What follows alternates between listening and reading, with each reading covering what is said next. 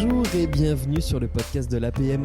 Aujourd'hui, nous accueillons Pierre Giorgini avec qui nous allons parler transition, disruption, métamorphose. Pierre, après une longue carrière riche de rencontres humaines et de défis en matière d'innovation, tu es depuis 2012 président recteur de la Cato de Lille, l'une des universités catholiques les plus dynamiques en Europe. Ça, c'est pas moi qui le dis, je l'ai trouvé sur les internets. Bonjour Pierre et bienvenue. Bonjour. Alors, c'est quoi une université des plus dynamiques en Europe? Ça donne quoi alors concrètement? Oh là, en fait, c'est une université qui est une vieille dame, 1875, et qui a été dirigée assez récemment par des recteurs dont Thérèse Lebrun, enfin je ne vais pas tous les citer, qui ont toujours eu un esprit d'innovation pour une raison simple, c'est que nous sommes en risque permanent, puisque nous sommes une université associative privée de plus de 36 000 étudiants maintenant, avec un secteur hospitalier assez énorme, 1000 lits d'hospitalisation, des EHPAD, et tout ça sont des équilibres précaires. Et la précarité, sans forcément en faire un avantage, elle a quand même un avantage, c'est qu'elle t'oblige toujours à être à la pointe, parce que c'est notre attractivité par rapport aux universités publiques qui sont remarquables. Moi, je suis pas dans un combat public-privé, nous oblige toujours à innover. Et lorsque je suis arrivé comme président recteur, venant du monde de la technologie et de l'innovation, d'Orange Innovation. Oui, c'est ça. Toi, tu venais voilà. pas de là, toi. Ah non. Moi, enfin, au tout départ, moi, j'étais enseignant-chercheur et directeur d'études et recherche dans l'enseignement supérieur des télécoms, où j'ai fait une dizaine d'années. Et ensuite, comme j'ai toujours, tout enfant déjà, sans cesse hésité entre la littérature et les sciences, passionné à la fois de philosophie et de sciences, je me prends pas pour un philosophe, mais voilà, à un moment, j'ai croisé la route d'un homme assez exceptionnel, qui était le DRH de France Télécom, et qui m'a dit, on s'est croisé en fait dans un autre univers que l'univers technologique, hein, dans l'univers plutôt éducation populaire, et il m'a dit, mais viens faire des ressources humaines. Je lui ai dit, j'y connais rien. Il me dit, écoute, ça tombe bien. Voilà. Et j'ai fait une carrière DRH. J'ai été un DRH important à France Télécom, et puis le DRH de la NPE aussi, de 17 000 salariés. Voilà. Donc, j'ai réussi cette carrière DRH par incompétence, en fait. Voilà. C'est mon incompétence qui m'a permis d'être un et comme je comprenais rien à ce qu'on me racontait, j'étais obligé de demander qu'on m'explique, et j'étais obligé en permanence d'expliciter ce qui était dit, ce qui mettait en évidence à la fois les désaccords et les accords. Et c'est comme ça que j'ai signé quelques accords un peu historiques sur des redéploiements, des choses comme ça, bien avant les problèmes qu'il y a eu ensuite au sein de France Télécom. Voilà. Alors, moi, je vais être à la recherche aujourd'hui là, de petits outils à mettre dans ma boîte à outils. Alors, est-ce que ça, c'est le premier? Donc, faire expliciter les choses qu'on ne comprend pas pour essayer de mettre des mots et donc faire lever les loups, quoi. Quand tu es incompétent, tu as deux façons de faire. C'est soit d'essayer de cacher ton incompétence, et auquel cas ça conduit à faire des bêtises, soit avoir l'humilité pour dire que, y compris à des délégués syndicaux, pour dire que tu comprends pas ce qu'ils te racontent. Et puis aussi, quand tu commences à négocier, il faut que tu demandes des conseils, que tu alertes la direction, tu demandes tes marges de manœuvre. Tu fixes toi-même évidemment les limites de valeur, c'est qu'il faut qu'il y ait des choses que tu sais dire à la direction que tu ne feras pas, des limites à ne pas dépasser, et ça crée une forme de médiation qui a permis en ce qui me concerne de signer des accords qui étaient quand même assez exceptionnels, que ce soit à la NPE sur la réforme du statut du personnel ou à France Télécom sur le redéploiement des salariés. Et alors, quel est le lien entre cette facette-là de ta personnalité, de tes savoir-faire et l'innovation ? Alors, moi, j'ai toujours été passionné par l'innovation, et notamment l'innovation scientifique, tout gosse déjà, les mallettes chimiques. Ah, t'avais la mallette chimie. Voilà. Et la science me fascinait, et ensuite la technique m'a fasciné, les télécoms notamment, et puis la technologie qui est arrivée après m'a fasciné. Et donc, j'ai été dans une forme de fascination, alors probablement plus profonde que ça, mais il n'y a pas de divan ici, donc je vais pas m'allonger, mais j'ai toujours été passionné par ce qui change, en fait, par ce qui se transforme, tout en étant incroyablement sensible sur le plan personnel aux désagréments, voire même aux dégâts collatéraux que la technique pouvait générer chez les hommes et les femmes. Et comme j'ai toujours oscillé entre la science et, je suis physicien, ingénieur de formation, entre la science et la philosophie, et puis la dimension humaine, moi je suis j'ai beaucoup été engagé dans des mouvements autour de la pensée d'Emmanuel Mounier, donc le personnalisme communautaire. Et donc, j'ai toujours été sur les deux plans, voilà. Et ce qui m'a permis d'être DRH dans un contexte très technique, qui était celui de la division des réseaux nationaux de France Télécom à l'époque. Et donc, en même temps, d'être capable de comprendre la technique et puis de faire le lien. Voilà. Et ça t'est utile aujourd'hui dans la fonction que tu occupes à l'Université catholique de Lille? J'occupe plus cette fonction. Bon, je suis en retraite, mais j'ai quand même quelques projets importants que le successeur m'a confiés. D'accord. Mais ça m'a bien servi effectivement à la Cato, parce que je pense que la Cato avait beaucoup innové, mais il y avait une forme d'inculture technologique des dirigeants, notamment sur les réseaux, sur ces choses-là. Ouais. Et il y avait un décalage qui se faisait entre la nature des investissements sur l'informatique, les réseaux, l'automatisation, un certain nombre de choses comme ça, et puis la réalité des étudiants. Pour prendre un exemple, il y avait 500 connexions simultanées Wi-Fi quand je suis arrivé pour 8000 étudiants. Donc, les étudiants, c'était insupportable pour eux. Et donc, il y avait une vraie révolution à conduire. Et je me suis dit, plutôt de conduire une révolution seulement sur la technologie, c'est-à-dire sur l'offre de service, j'ai essayé d'embarquer, puisque j'avais été bien formé à ces méthodes dites apprenantes, mises en réseau, j'ai essayé d'embarquer l'ensemble des salariés, de les impliquer dans ce que j'appelle moi le management co-élaboratif, qui n'est pas le management collaboratif, et donc de les impliquer le plus possible dans ce projet qui est devenu un projet de transformation dans un univers qui était déjà habitué au challenge de la transformation. Donc je ne suis pas arrivé comme Zorro dans un truc poussiéreux où j'allais changer les choses, ça n'a jamais été ma conception, mais dans une machine humaine absolument extraordinaire, ouverte, sans frottement. À partir du moment où les gens sont convaincus que ce qui est à faire est important et conforme à leurs valeurs, c'est une maison absolument extraordinaire parce qu'elle est dans la survie permanente. Nos hôpitaux, par exemple, on dit hôpitaux privés, c'est pas vrai. Nos hôpitaux sont associatifs privés. Il n'y a pas de surhonoraires, il n'y a pas de secteur privé. On est au tarif de la sécurité sociale et on équilibre. Donc, tu imagines la prouesse qui est faite par les salariés tous les jours, les médecins, les infirmiers, etc.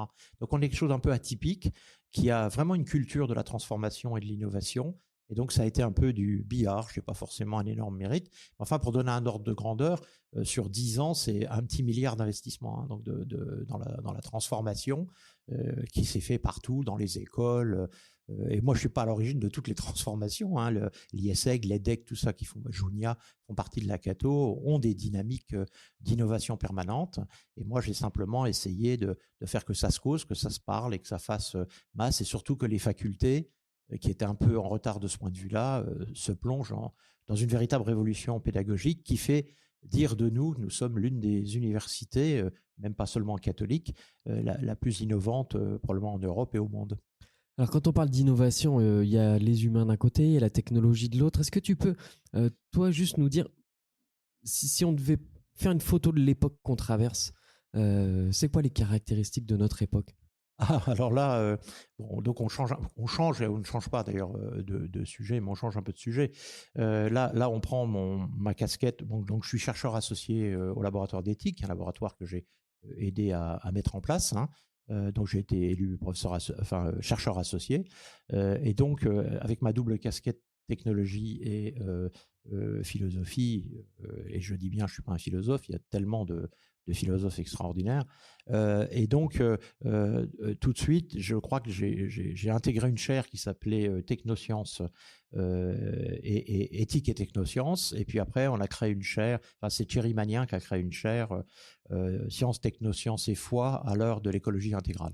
Donc, à la fois, moi je suis chrétien, donc on introduisait finalement la foi chrétienne, et en même temps, donc l'humanisme, l'anthropologie chrétienne, et puis le lien avec les technosciences. Donc, je me suis plongé là-dedans. J'ai sorti mon premier essai, La transition fulgurante, en 2013. Et ensuite, il y a 6 livres qui ont suivi. La transition fulgurante a eu un succès incroyable. Enfin, personne ne s'y attendait, ni Bayard, ni moi. On pensait que 1000 allait déjà être extraordinaire. On a fait 10 000, 15 000. Enfin, c'est ça. Ah oui. Et puis, ça se vend toujours. Et donc, il y a 5 livres qui ont suivi, dont le dernier. Et quelle base tu poses dans la transition fulgurante alors, ce qui est peut-être intéressant, alors la base est intéressante, mais peut-être je peux essayer de décrire très succinctement un peu le fil rouge des 6 livres, dont le dernier là qui vient de paraître aux États-Unis. États-Unis, en anglais, et en France, la révolution contributive. Et le fil rouge, c'est ce que je disais hier, moi je suis arrivé probablement en ayant gardé une fascination pour les technosciences. On va dire que j'étais un technophile qui était tout à fait lucide des vigilances qu'il fallait avoir, mais je restais quand même profondément technophile. Et j'étais quelqu'un qui était capable d'avoir des frissons, des chairs de poule devant des découvertes scientifiques ou des mises au point technologiques. Ce qui est rare quand même.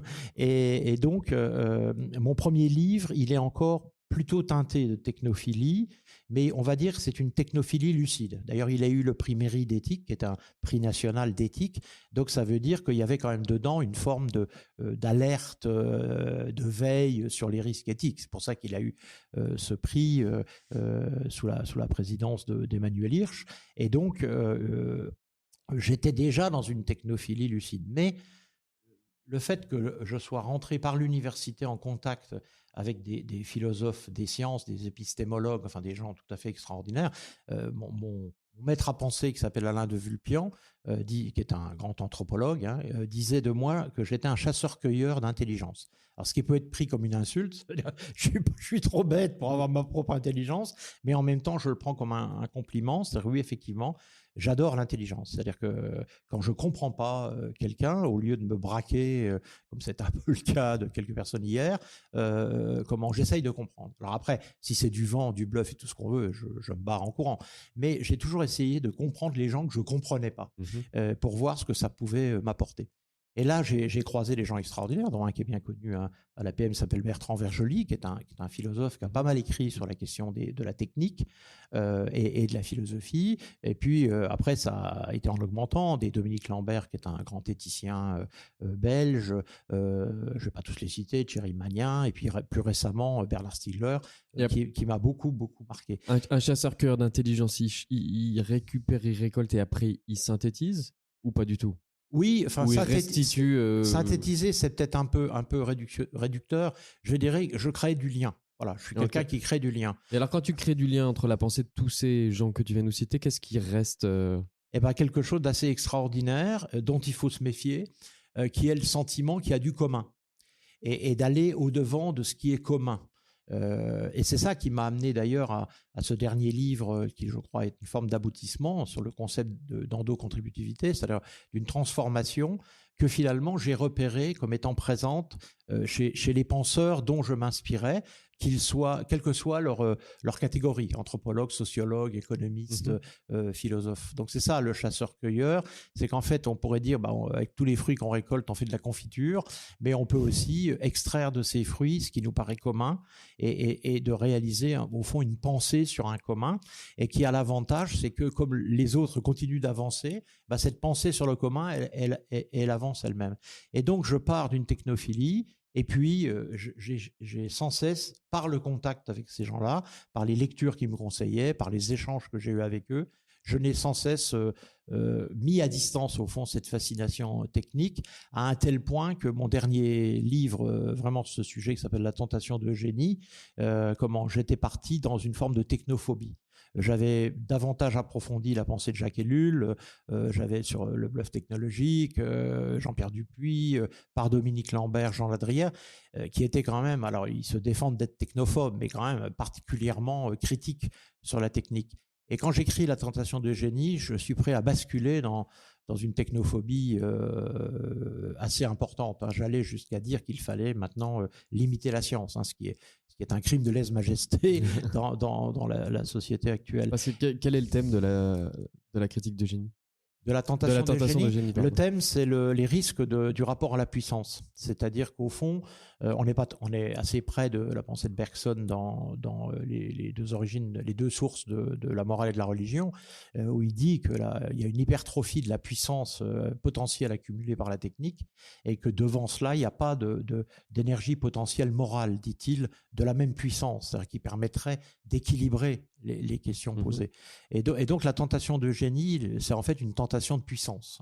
derrière Eugénie, il y a l'eugénisme, hein, Oui, oui. qui est l'exemple typique de la puissance qu'on pourrait acquérir, la maîtrise du génome, ça, même si on est conscient aujourd'hui qu'on ne le maîtrisera jamais complètement, qu'il y a une complexité fondamentale. Et donc, d'ailleurs, c'est une anecdote intéressante parce que le livre était écrit, il avait été corrigé, il était prêt à mettre sous presse, et je me retrouve dans un débat assez conflictuel avec un philosophe que je respecte beaucoup, hein, qui s'appelle Fabrice Adjage, mais qui lui est quand même, par rapport à la technique et au nom de sa foi, qui est très intense, particulièrement, alors si je dis technophobe, va pas être content, mais quand même très très remettant en question. Et je me suis dit non, même si je respecte ce philosophe, c'est un grand philosophe, mais en même temps, je dis non, je suis pas dans sa famille de pensée.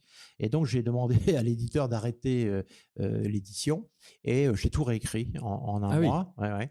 Et enfin, j'ai tout réécrit, il y a des parties qui sont communes, mais j'ai réécrit vraiment, j'ai réorganisé le livre où j'ai développé ce concept de contrefort éthique, hein, qui est un pas de côté par rapport à un mur qui consiste à limiter la science et la technique, qui est inconcevable aujourd'hui. Donc c'est quoi le contrefort éthique ?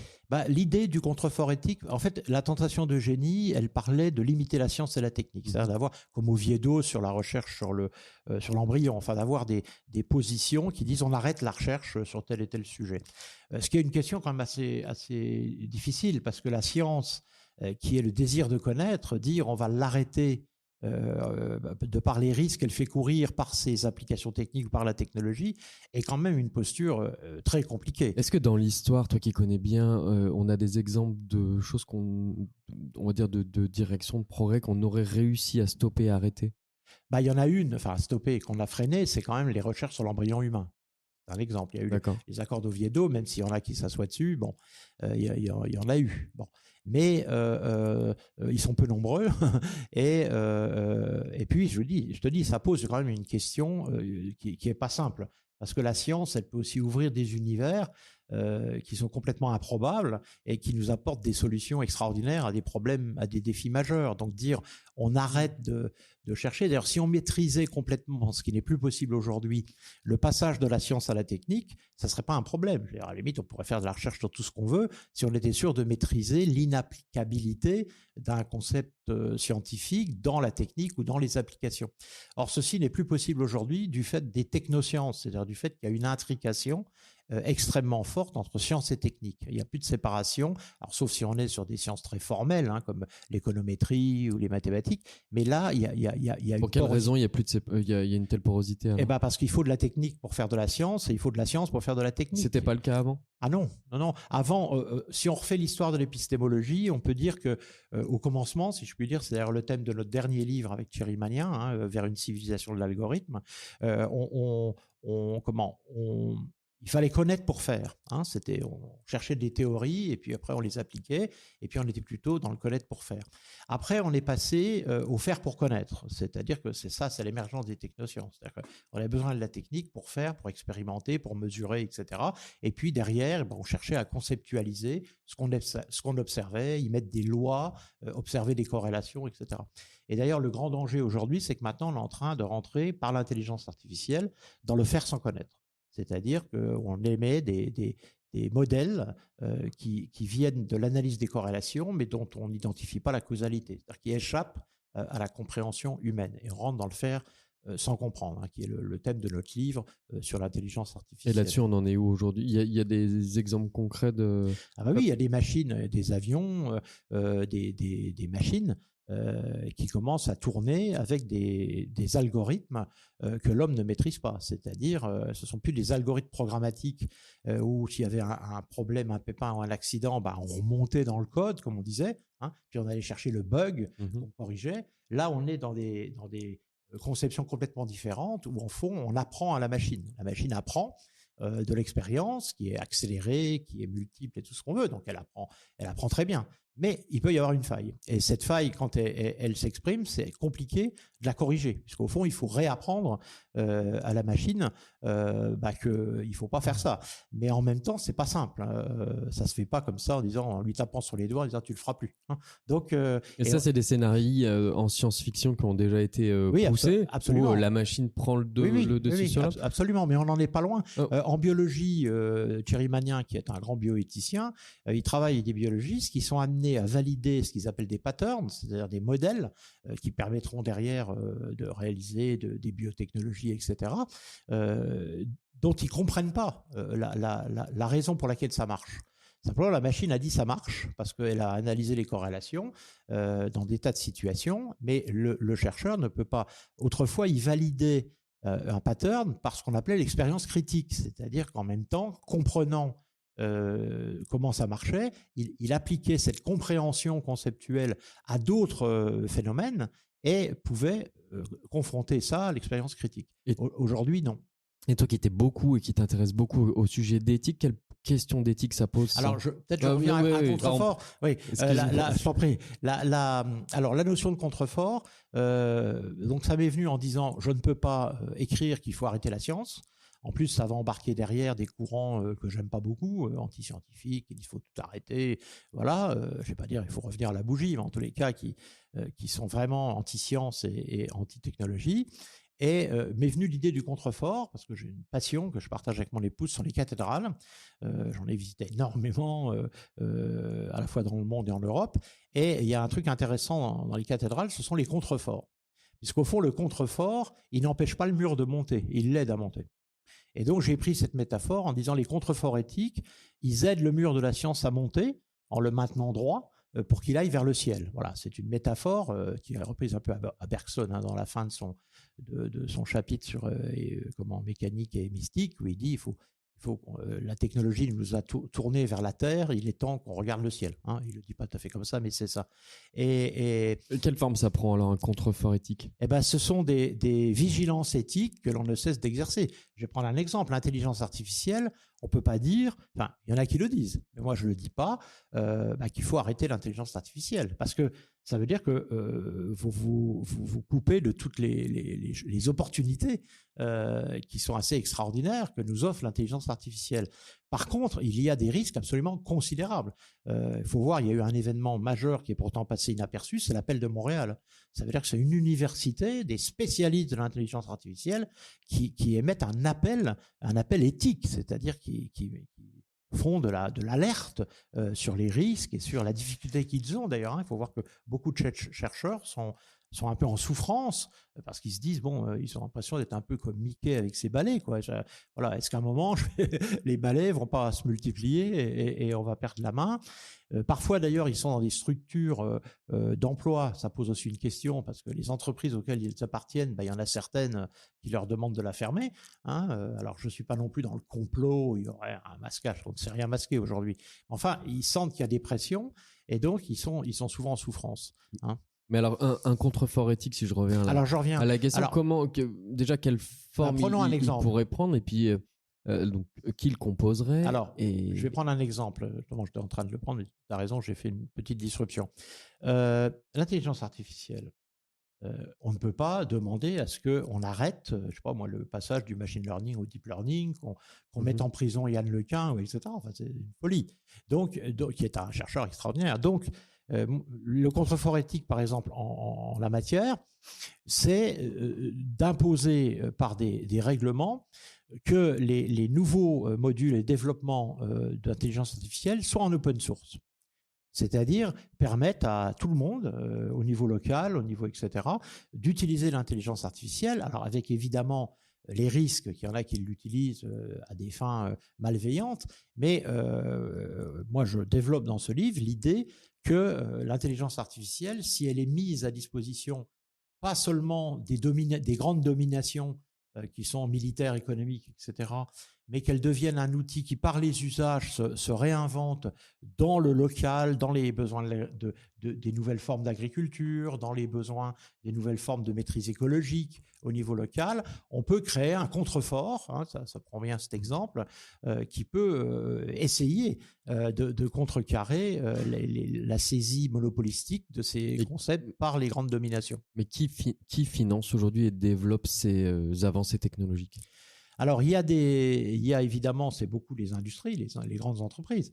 Et c'est pour ça qu'un autre contrefort éthique consisterait un peu à revenir en arrière sur les conceptions anti-publiques, c'est-à-dire il faut créer un service public européen de recherche et de développement sur l'intelligence artificielle. C'est un autre contrefort éthique. C'est-à-dire des gens qui soient indépendants, qui soient, je dirais, contrôlés par la démocratie. Alors évidemment, jusqu'où la démocratie contrôle-t-elle, mais au niveau européen, Thierry Breton, je trouve, fait des choses assez extraordinaires sur ce sujet-là. Et il faudrait qu'il aille plus loin et qu'on recrée un service public de recherche sur des sujets un peu majeurs comme ceux-là, qui d'abord enverrait les alertes sur des applications qui peuvent être mises, parce que n'oublions pas quand même que beaucoup des applications sont certes corrélées au budget militaire et tout ce que tu veux, que ne contrôle pas vraiment par la démocratie quand même, mais surtout par le marché. Or, nous, consommateurs, il n'y a pas 36 solutions. Il faut que les gens, parce qu'en fait, on s'en sortira, les contreforts éthiques ne marcheront que si les gens montent en conscience sur ces sujets-là. Et donc, un contrefort éthique, c'est de les aider à monter en conscience du fait que quand ils utilisent telle et telle application, on voit que ça commence à marcher sur la question des données privées captées. Ça commence, c'est un signal faible, mais sur les données privées captées par les GAFA, etc. Il commence à y avoir des mouvements de prise de conscience, des alternatives qui commencent à être montées par des communautés. Moi, je le vois à la Cato, il y a de plus en plus d'étudiants, même qui sont un peu geeks, mais qui malgré tout commencent à se méfier et à se dire il y a quand même un problème. Et méfions-nous les signaux faibles. Hein. J'ai beaucoup travaillé sur la théorie du chaos et la théorie de la complexité. Le propre de la complexité, c'est que tu as des phénomènes de disruption exponentielle. C'est-à-dire qu'à un moment, tu te dis non, c'est un signal faible, ça merdoie, ça marchera jamais. Puis à un moment, tu as un système viral qui se met en place et ça peut prendre très vite des proportions importantes. Ok. Qu'est-ce qui peut pousser les GAFA à être partie prenante de la mise en place de contreforts éthiques ? Ah ben, ils ne seront pas partie prenante. Donc ça s'imposera à eux. C'est le citoyen. Ouais, ça s'imposera à eux. Après, c'est l'équilibre de force. C'est un rapport de force. Tu es optimiste là-dessus ? Oui. À quelle échéance ? J'en sais rien. Mais je suis optimiste, un peu comme lit Happy Morphose de Vulpian et Irène Dupont-Couturier. De Vulpian, il est finalement assez peu connu, alors que c'est quand même un très grand anthropologue, d'ailleurs qui est plus connu aux États-Unis qu'en France. Il avait créé la Cofranca et pendant plus de 40 ans, il a mené des entretiens semi-directifs à méthode Rogers avec des gens. Et il a mis en évidence, de façon scientifiquement difficile à contester, ce qu'il a appelé la métamorphose, c'est-à-dire il a repéré, qui a d'ailleurs été confirmé après par les neurosciences, il a repéré qu'il y avait une transformation de la façon de penser, de la cognition chez les gens qui étaient plus qu'un signal sensible. Il parle de la métamorphose des 4 cerveaux, c'est-à-dire que le cerveau rationnel a été complètement hypertrophié depuis les Lumières, depuis qu'on a dit, et c'était vrai, que la raison permettait d'émanciper, de se libérer des croyances, des superstitions, tout ce que tu veux. Donc la raison allait avec l'émancipation, ça c'est le siècle des Lumières. Mais après, il y a eu une hypertrophie. Enfin, dans les écoles, le cerveau rationnel était sans cesse récompensé. Juste sur ce point, on a l'impression qu'en France, on est encore plus hypertrophié qu'ailleurs. Est-ce que ça, c'est une vue franco-française ou... C'est pas forcément... On est hypertrophié de la rationalité parce que les Lumières sont nées chez nous, donc il y a une raison. On est aussi hypertrophié de la vision. Alors ça, c'est la partie la plus récente de mon travail, de la vision que j'appelle exodistributive. C'est-à-dire qu'au fond, un système... on doit l'observer de l'extérieur, donc le sujet est extérieur à l'objet qu'est le système et ses composants, et on va produire des concepts, des artefacts, des contrôles, et on va le piloter de l'extérieur. Et donc ça, par contre, en France, c'est très, très présent dans la façon dont l'État se comporte, par exemple. On attend de la régulation centralisée, on a cesse de demander à l'État d'intervenir. Donc on est bien dans une vision exodistributive. Le nucléaire est un exemple. On a une centrale, ça porte bien son nom, qui produit de l'électricité et qui le distribue. Et on est assez, pas encore, enfin, on commence à s'ouvrir à une localisation, à une mutualisation au niveau local, par exemple des énergies renouvelables. Enfin, on voit bien que c'est une conception, les smart grids, tout ça, c'est une conception qui heurte un peu cette vision d'une régulation par le centre. Alors que d'autres cultures sont beaucoup plus fondamentalement endocontributives, c'est-à-dire que l'intelligence est dans le système, et le système co-contribue pour la réalisation de la performance. On voit bien, on peut appliquer ça à l'énergie, à l'économie, etc. Et donc ce mouvement-là de Vulpian l'a mis en évidence depuis 40 ans, et sur des bases quand même assez scientifiques. Par contre, ce mouvement, il peut être récupéré. C'est ça le risque. Ce que De Vulpian disait à la fin de sa vie, il disait qu'il faut absolument que l'humanisme de cette endocontributivité soit cultivé. C'est pour ça qu'on s'est beaucoup rapprochés, qu'il y avait une vraie amitié entre Alain et moi, parce qu'il voyait dans le concept d'endocontributivité et le concept de contrefort éthique peut-être les moyens de créer des communautés. Et il y en a, hein. Je veux dire, l'APM pourrait être un exemple, même s'il y a quelques contre-exemples, mais elle pourrait être un exemple. Le CJD ou des gens comme ça, les entrepreneurs commencent à s'engager au début. Enfin, moi, je raconte toujours que j'ai fait les quatre grandes fêtes, Marseille, Lille, Bordeaux, Annecy, et que dans ma perception, alors que j'ai pas fait d'entretien semi-directif, mais dans ma perception, dans les ateliers, dans ce qui se passait en plénière, j'ai vu un peu un mouvement que je caricaturerais par Marseille, c'est peut-être falloir qu'on s'occupe un peu d'écologie parce que les clients commencent à nous emmerder sur ce sujet-là, donc peut-être falloir faire un peu de greenwashing. Lille, c'était plus oh là là, ça prend de l'ampleur, va quand même falloir vraiment qu'on fasse des trucs, la RSE, bon, est-ce que les normes de l'État vont suffire, etc. Bordeaux, on commençait à être sur mais on ne sait plus attirer de talent si on n'est pas capable d'offrir des univers où les recrutés produisent du sens.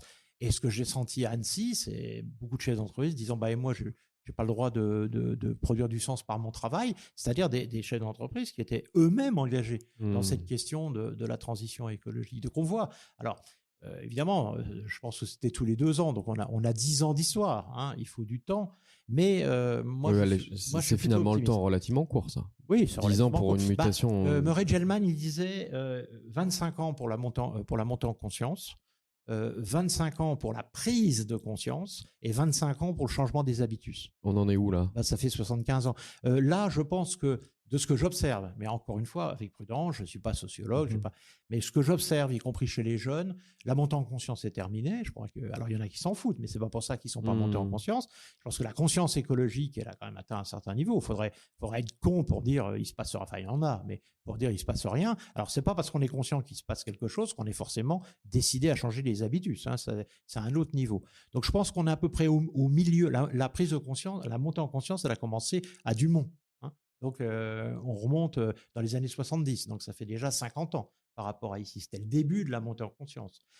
On est à peu près, moi je pense qu'on est à la fin de la prise de conscience et on commence à basculer dans le changement des habitus. Voilà, c'est le début. Alors, il faudra 25 ans probablement pour qu'il y ait des changements plus profonds d'habitus. Donc, on est en 2020, 2045. Bon, alors comme les collapsologues nous parlent de 2050, il sera peut-être trop tard. C'est un peu juste. Oui, mais en même temps, je crois que c'est pour ça qu'on m'a fait venir d'ailleurs, puisque mes derniers travaux, alors il y a plein d'autres sujets, quand tu me demandais ce qui caractérise la transition actuelle, il y a plein de choses, il y a l'inconnaissable, enfin, j'en dirai quand même 2 mots si tu veux bien, mais c'est la prospective. Moi, j'ai développé avec d'autres le concept de prospective qui prend énormément. Ça, c'est un mot qu'on commence à utiliser, c'est assez marrant d'ailleurs de voir comment un mot c'est quoi la prospective ? Alors la prospective, c'est l'idée. J'ai repéré en fait, que ce soit autour de moi ou chez des jeunes avec qui je suis quand même pas mal en contact par l'université, que il y a une forme de ras-le-bol de la flèche du temps chronologique qui nous conduit à l'apocalypse. C'est-à-dire qu'il y a une malédiction dans la flèche du temps aujourd'hui. C'est-à-dire, si tu regardes le temps comme une chronologie, l'échéance, elle est claire. Bon. Et toutes les extrapolations linéaires qui sont faites, biodiversité, climat, tout ce que tu veux, elles se croisent à un moment, c'est la thèse des collapsologues, et puis là on dit boum, c'est terminé. C'est terminé. Bon. Alors d'abord, ceci est contesté sur le plan scientifique, c'est-à-dire personne ne conteste qu'il y aura des effondrements. Ce qui est contesté, c'est qu'on puisse dire aujourd'hui qu'ils se produiront tous en même temps en 2050 par un effet systémique. C'est d'ailleurs un peu une antinomie scientifique, parce que ce qui s'est passé au XXe siècle dans les révolutions épistémologiques, autour de l'imprédictibilité, autour de l'incomplétude, etc., en fait, toutes les extrapolations sont dans l'idée qu'on pourrait maîtriser les chaînes de causalité, de cause à effet. Bon.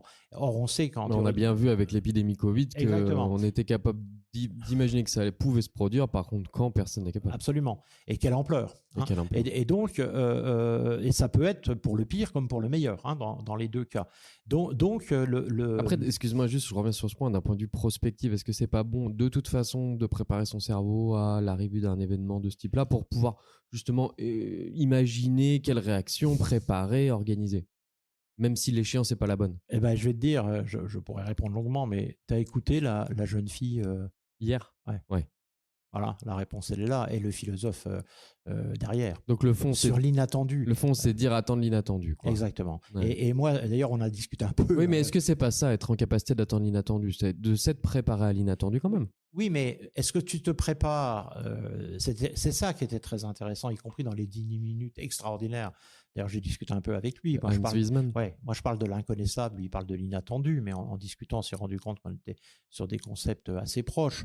Et c'est la base de la prospective. Il y a deux façons de se préparer. Moi, je siège dans beaucoup de commissions, il y en a certaines que je préside, que ce soit des commissions prospectives ou des commissions éthiques. Ce qui me stupéfait, y compris au CESR où je suis régional, c'est le poids qu'a encore la prévision. C'est-à-dire une forme de confusion entre la prévision et la prospective. C'est pas la même chose. La prospective et la prévision sont la même chose quand tu es resté dans le modèle newtonien ou laplacien, c'est-à-dire le modèle déterministe qui dit on met en équation le réel parce que le livre de la nature est écrit en langage mathématique, Galilée, et c'est plus qu'une question de paramètres. Il y avait beaucoup de grands scientifiques de l'époque qui disaient la physique a terminé son travail avec Newton et Laplace.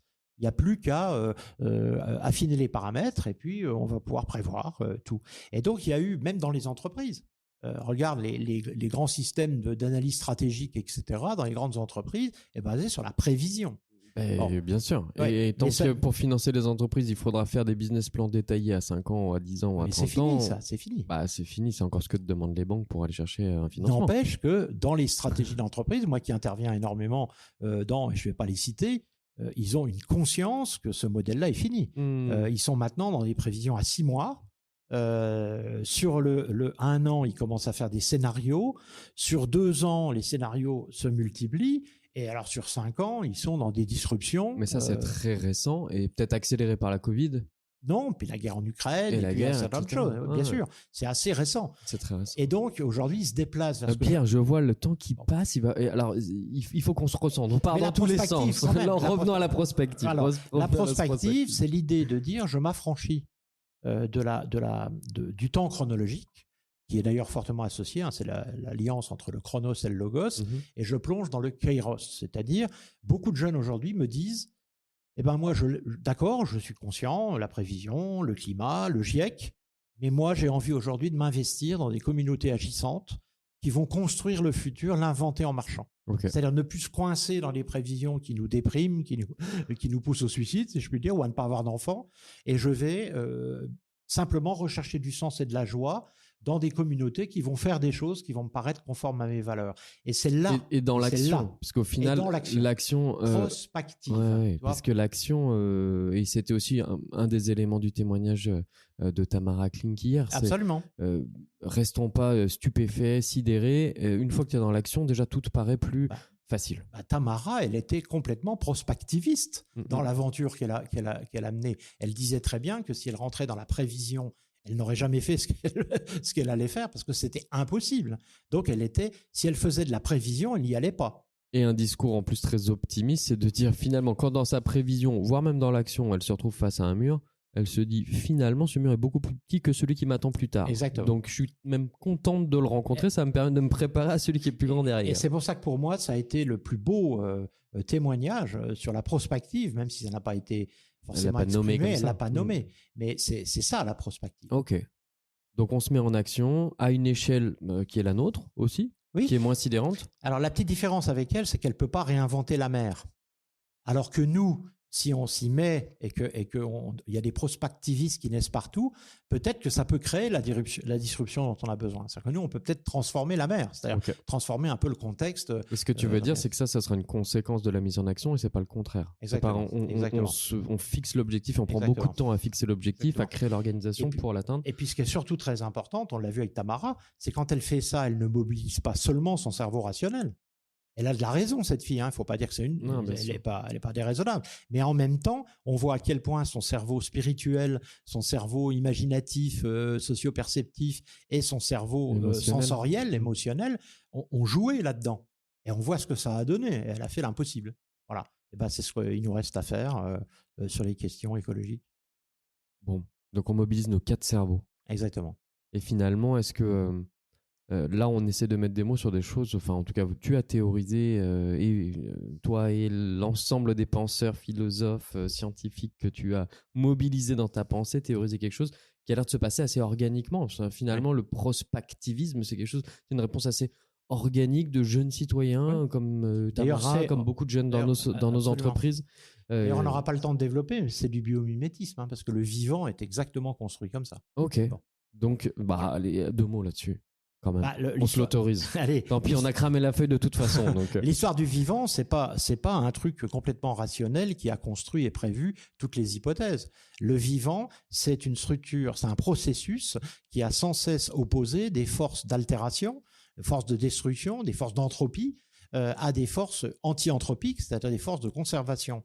Et ça a conduit une flèche qui est allée vers la complexité parce que à chaque fois qu'il y avait altération, il y avait contre-altération, c'est le principe qu'on appelle de l'anti-entropie, qu'on va retrouver dans l'autopoïèse, peu importe, et le vivant s'est construit comme ça. Et donc nous sommes un immense bricolage qui est parti d'une bactérie, qui a ensuite construit les premiers multicellulaires, etc., et qui n'est sans cesse s'est complexifié grâce à la vulnérabilité. Et ça, c'est ma grande opposition à toutes les théories transhumanistes ou autres, parce qu'effectivement, il y a une structure qui est absolument inaltérable, c'est le cristal.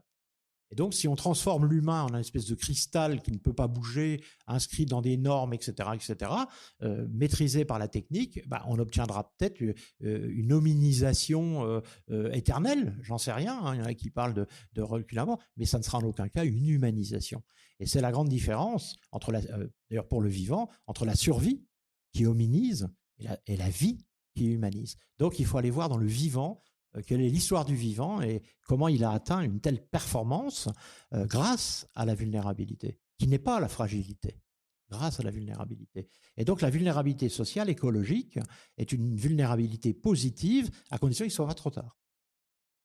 Un grand merci, Pierre, pour toutes ces ouvertures et puis tout cet optimisme structuré et en même temps plein d'élan. Un grand merci. Au plaisir de t'accueillir à nouveau en 2045 derrière ce micro pour qu'on puisse faire le bilan de tout ça. Mais si on transfère mon cerveau dans un ordinateur, tu pourras peut-être le faire, mais on n'aura pas la chance de se voir. Ça va, 2045, c'est dans pas si longtemps en vrai. Ouais, enfin, j'aurai quand même presque 90 ans, alors peut-être. Et alors voilà. Oui, pourquoi pas. Allez, à très bientôt, Pierre. Salut. Au revoir.